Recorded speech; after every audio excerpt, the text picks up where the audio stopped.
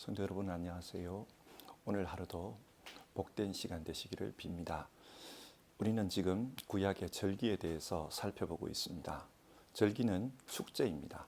동시에 하나님의 구원 메시지가 담겨져 있는 교과서와 같은 것입니다. 이 절기를 보면서 하나님께서 우리에게 가르치고자 하시는 내용이 무엇인지 그 메시지에 집중해 보도록 합시다. 먼저 사도신경으로 우리의 신앙을 고백하고 하나님의 말씀을 같이 보겠습니다. 나는 전능하신 아버지 하나님 천지의 창조주를 믿습니다. 나는 그의 유일하신 아들 우리 주 예수 그리스도를 믿습니다. 그는 성령으로 잉태되어 동정녀 마리아에게서 나시고 본디오 빌라도에게 고난을 받아 십자가에 못 박혀 죽으시고 장사된 지 사흘 만에 죽은 자 가운데서 다시 살아나셨으며 하늘에 오르시어 전능하신 아버지 하나님 우편에 앉아 계시다가 거기로부터 살아있는 자와 죽은 자를 심판하러 오십니다. 나는 성령을 믿으며 거룩한 공교회와 성도의 교제와 죄를 용서받는 것과 몸의 부활과 영생을 믿습니다. 아멘. 오늘 본문은 레위기 23장 39절에서 43절까지입니다. 주어진 하나님의 말씀을 읽겠습니다. 밭에서 난 곡식을 다 거두고 난 다음 너희는 일곱째 달 보름부터 이래 동안 주에게 절기를 지켜야 한다. 첫날은 안식하는 날이다. 여덟의 날도 안식하는 날이다. 첫날 너희는 좋은 나무에서 딴 열매를 가져오고 또 종려나무 가지와 무성한 나뭇가지와 갯버들을 꺾어 들고 주 너희의 하나님 앞에서 이래 동안 절기를 지켜라. 너희는 해마다 이렇게 이래 동안 주에게 절기를 지켜야 한다. 이것은 너희가 대대로 길이 지켜야 할 규례이다.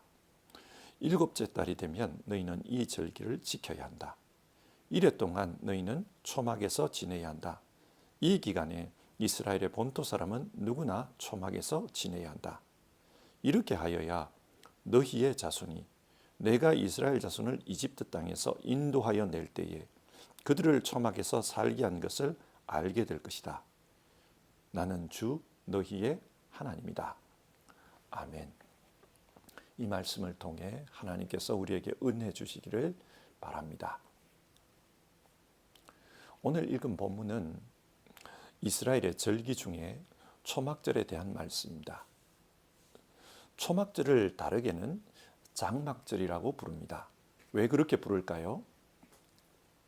이 절기가 절기 기간 동안 식물로 만든 초막 혹은 장막에서 지내야 하기 때문입니다. 초막 혹은 장막은 히브리어로 숫꽃인데 나뭇가지와 식물의 잎으로 만든 임시처소를 가리킵니다. 텐트와 같은 것입니다.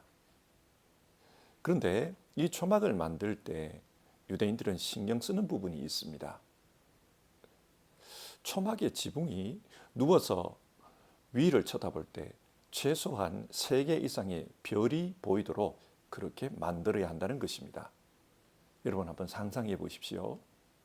마치 한국의 초가지붕집처럼 식물의 가지나 잎으로 그렇게 초막을 만듭니다. 그런데 지붕이 숭숭 뚫려 있어서 누워서 쳐다보면 하늘에 별이 보입니다. 이 초막은 절대로 좋은 처소가 아닙니다.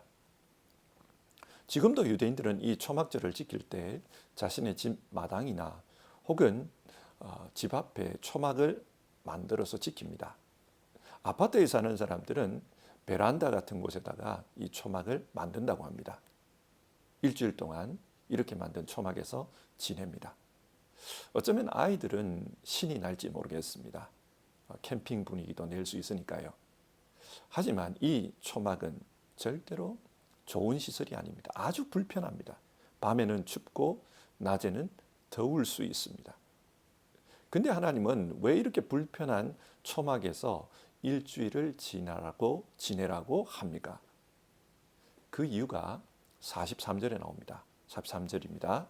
이렇게 하여야 너희의 자손이 내가 이스라엘 자손을 이집트 땅에서 인도하여 낼 때에 그들을 초막에서 살게 한 것을 알게 될 것이다. 하나님은 이 초막절을 통해 이스라엘의 출애굽 사건을 기억하게 하고자 하십니다. 이스라엘은 출애굽 후 40년이 넘는 긴 시간을 광야에서 살았습니다. 그 광야가 어떤 곳이었습니까? 광야는 고달픈 곳이었습니다. 우선 먹을 것과 마실 것이 해결되지 않는 곳이었습니다. 그런데 하나님께서 해결해 주셨습니다. 하늘에서 내리는 만나를 먹게 하셨고 반석에서 터져나온 그 물을 마실 수 있게 해 주셨습니다. 광야는 입는 것과 사는 곳이 아주 불편한 곳이었습니다. 입을 옷도 신을 신발도 없었습니다. 그런데 하나님께서 입은 옷이 떨어지지 않게 하셨고 신은 신발이 해지지 않도록 해주셨습니다. 광야는 낮에는 덥고 밤에는 추운 곳이었습니다. 여름의 경우 낮 기온이 45도 이상으로 올라갑니다. 그런데 밤이 되면 겨울처럼 추워집니다. 하지만 하나님께서는 그런 이스라엘 백성들을, 그런 곳에서 사는 이스라엘 백성들을 위해 낮에는 구름 기둥, 밤에는 불 기둥으로 보호해 주셨습니다. 그래서 사람이 살 수 없는 이 광야를 그 긴 시간 동안 무사히 지나올 수 있도록 하나님께서 인도해 주셨습니다. 그러므로 이 광야는 하나님의 은혜를 체험하는 공간이었습니다. 하나님이 살아계시다. 하나님이 우리와 함께 계신다. 그것을 몸소 느낄 수 있는 곳이 광야였습니다. 뿐만 아니라 하나님은 자기 백성을 사랑으로 품어주신다는 것을 이 광야에서 느낄 수 있게 해주셨습니다. 한마디로 광야는 하나님의 은혜였습니다. 환경은 부족하지만 그 부족한 환경을 부족하다고 느끼지 않도록 하나님께서 역사해 주신 공간이 광야였습니다. 하나님은 이스라엘이 경험한 그 은혜, 그것을 잊지 않기를 원하셨습니다. 그래서 가나안 땅에 들어온 이후에도 초막을 짓고 그 초막에서 지내며 하나님의 은혜를 생각하라고 하십니다. 41절과 42절을 한번 보겠습니다. 너희는 해마다 이렇게 절기를 지켜야 한다. 이것은 너희가 대대로 길이 지켜야 할 규례이다. 이래 동안 너희는 초막에서 지내야 한다. 이 기간에 이스라엘의 본토 사람은 누구나 초막에서 지내야 한다. 하나님은 자기 백성 모두가 광야에서의 그 은혜를 기억하길 원하셨습니다. 그래서 대대로 이 절기를 지키며 하나님의 은혜를 기억하라고 합니다. 은혜를 기억하라는 말은 늘 하나님의 은혜 가운데 살라는 말과 같습니다. 과거에 베풀어 주신 그 은혜를 기억하며 오늘 하루도 내가 은혜 가운데 살고 있다는 것을 깨닫게 하시는 것입니다. 여러분, 우리에게도 어려운 시절 하나님이 베풀어 주신 그런 은혜가 있을 것입니다. 인생의 광야, 외롭고 춥고 힘든 시기, 그때 하나님이 찾아오셔서 만나주시고 위로해 주셨던 그런 경험들이 있을 것입니다. 그 은혜를 기억하며 오늘도 은혜 가운데 살라, 믿음 가운데 살라, 그런 의미로 하나님은 초막절을 지키라고 하신 것입니다. 그런데 이 초막절을 어떻게 지키라고 합니까? 하나님은 이 초막을 만드는 식물에 대해서 말씀해 주셨습니다. 40절을 보면요. 첫날 너희는 좋은 나무에서 딴 열매를 가져오고 또 종려나무 가지와 무성한 나무 가지와 갯버들을 꺾어들고 주 너희의 하나님 앞에서 이래 동안 절기를 지켜라. 여기에 보면 네 가지 식물이 나옵니다. 히브리 사람들은 이 식물을 아르바 미님 그렇게 부릅니다. 왜 이 식물로 초막절을 지키라고 하셨나? 여기에는 상징적인 의미가 있다고 합니다. 먼저 종려나무는 오아시스 근처에서 자라는 나무입니다. 그러니까 종려나무가 보이면은 그 근처에 오아시스가 있다. 그것을 의미합니다. 이스라엘 백성들은 물이 부족한 광야를 지나오면서 종려나무를 볼 때는 아주 기뻤을 것입니다. 거기에 물이 있기 때문입니다. 이 나무가 상징하는 것은 광야 40년 하나님이 우리를 인도해 주셨다. 하나님이 우리를 세밀하게 이끌어 주셨다. 그것을 상징합니다. 이 나무는 광야를 상징합니다. 그리고 갯벌들, 이 갯벌들은 요단강을 걷는 그 기적을 상징합니다. 왜 그런가? 이 갯벌들은 물이 풍성한 곳에서만 자라는 식물입니다. 따라서 갯벌들이 있다라는 말은 큰 물이 있다는 뜻입니다. 이스라엘 백성들은 광야 40년을 끝내고 요단강을 건너 가나안으로 들어갑니다. 그때 하나님께서 기적을 행하셔서 요단강을 갈라주셨습니다. 마른 땅으로 건너게 하셨습니다. 그 하나님의 이적을 상징하는 식물이 갯벌들입니다.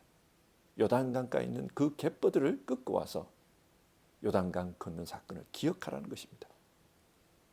그리고 무성한 가지로 번역된 식물이 나옵니다. 히브리어로 하다스인데요.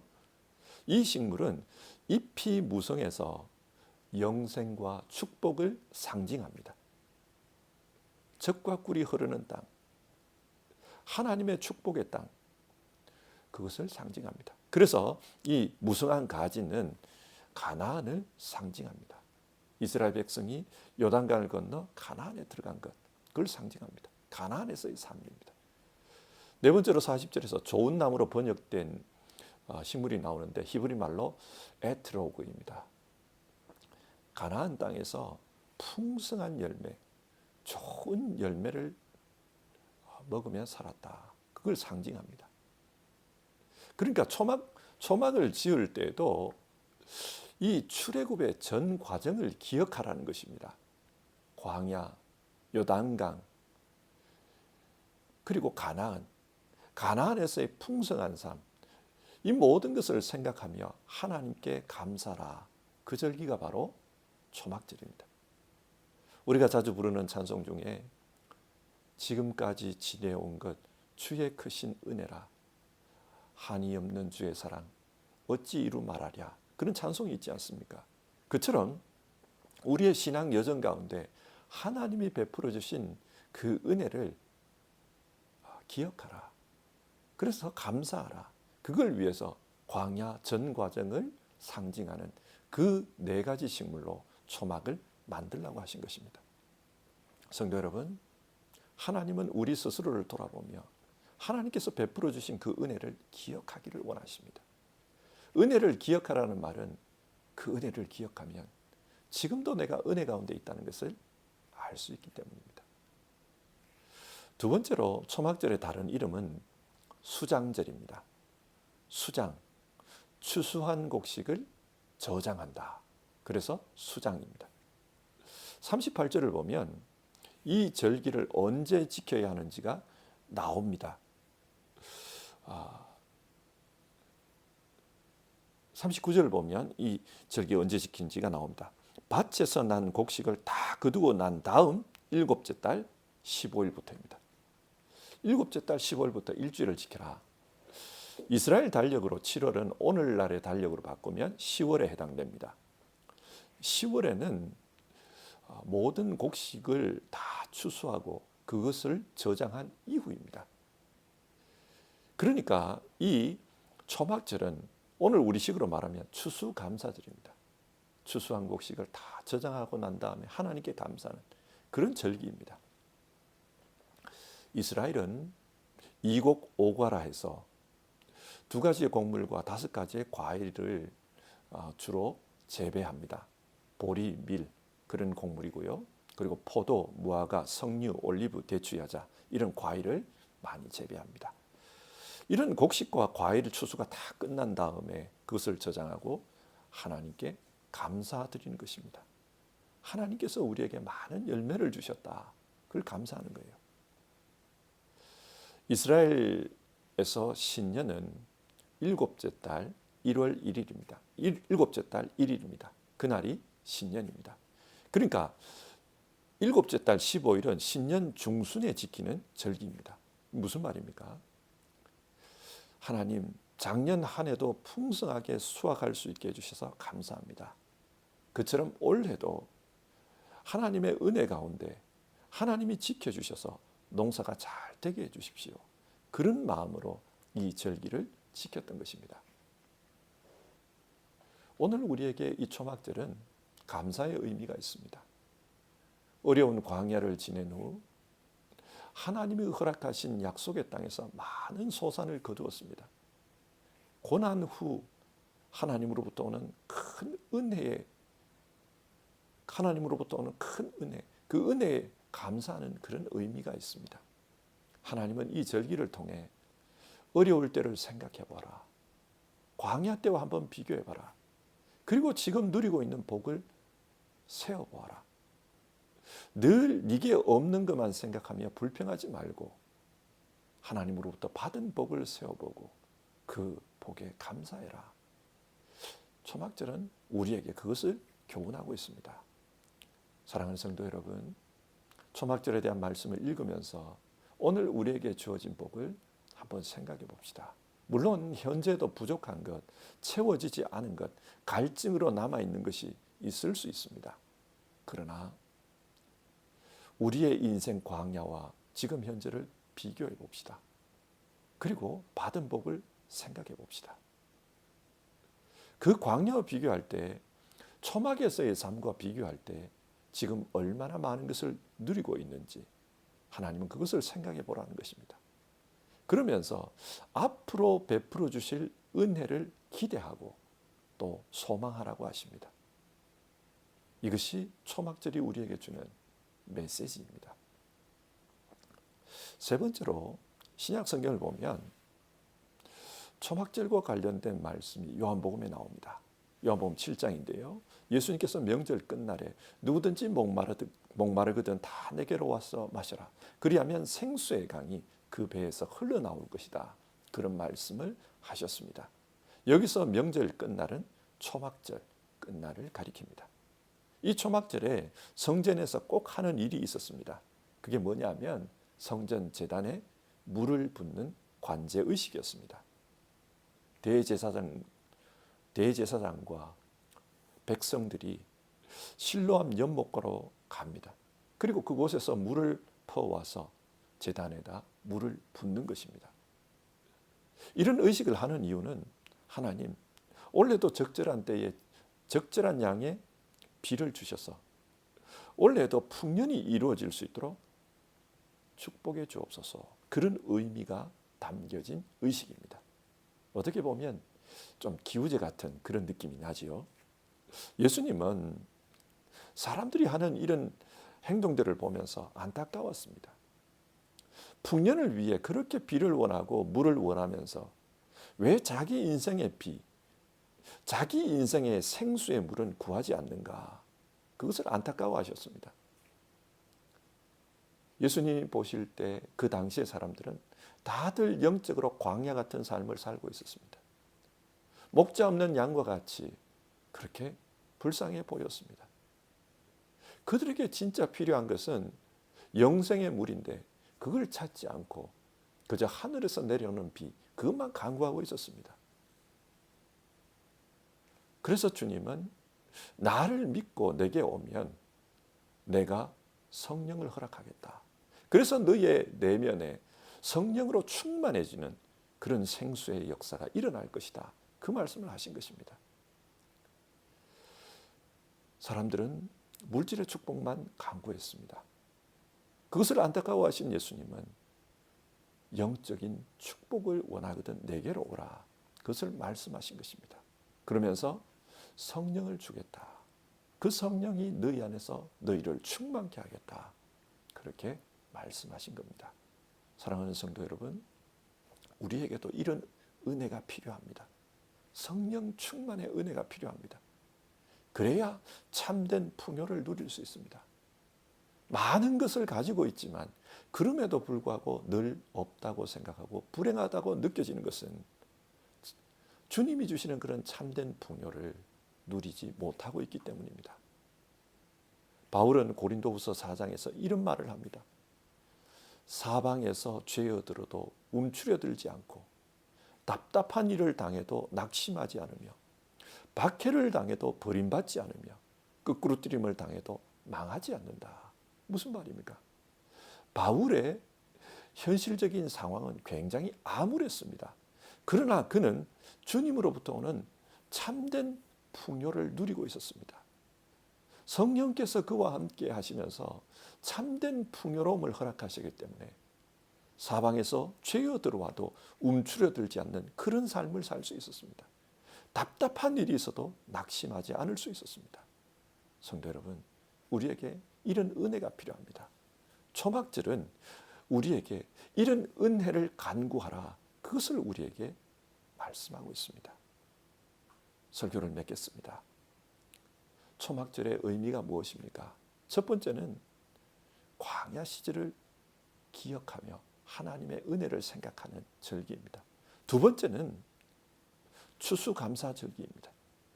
한 해 동안 주신 그 열매를 하나님 앞에 내놓고 감사하는 것입니다.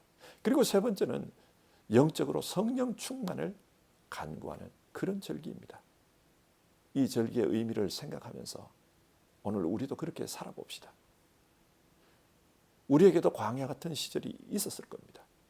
그러나 그때 하나님께서 베풀어 주신 은혜, 그 은혜를 기억하며 오늘을 살아갑시다.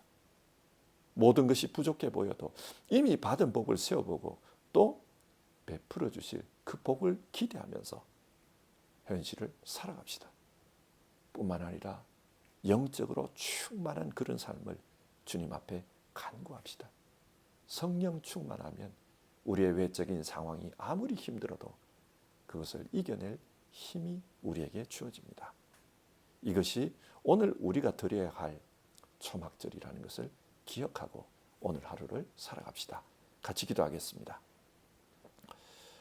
하나님, 오늘 초막절에 대한 말씀을 살펴보았습니다. 지금까지 지내온 삶을 생각하며 하나님께 감사하는 우리 모두 되게 하옵소서. 그리고 지금 혹시 광야 같은 시간을 보내시는 분들이 있거든. 그 광야에서도 하나님이 지키시고 인도하신다는 그 믿음을 가지게 하옵소서. 그리고 실제적으로 하나님의 인도하심과 보호해 주심의 그 은혜를 경험할 수 있도록 도와주시옵소서. 인생의 열매를 헤아리며 받은 복을 세워보는 모든 분들 되게 하옵소서. 그래서 선하신 하나님의 은혜를 발견하고 오늘도 영적인 감사를 드리는 우리 모두 되게 하옵소서. 하나님, 우리 모두 은혜 충만, 성령 충만하기를 간구합니다. 그래서 우리에게 주어진 영적 싸움들과 현실의 삶들을 주님의 뜻대로 승리하며 살아가는 우리 모두 되기를 원합니다. 우리에게 영적 충만함을 허락해 주옵소서. 우리 주님 예수님의 이름으로 기도드립니다. 아멘. 오늘도 주어진 말씀 생각하면서 그렇게 살아가는 우리 모두 되기를 바랍니다. 주님 가르쳐 주신 기도로 아침 예배를 마치겠습니다. 하늘에 계신 우리 아버지, 아버지의 이름을 거룩하게 하시며 아버지의 나라가 오게 하시며 아버지의 뜻이 하늘에서와 같이 땅에서도 이루어지게 하소서. 오늘 우리에게 일용할 양식을 주시고 우리가 우리에게 잘못한 사람을 용서하여 준 것 같이 우리 죄를 용서하여 주시고 우리를 시험에 빠지지 않게 하시고 악에서 구하소서. 나라와 권능과 영광이 영원히 아버지의 것입니다. 아멘.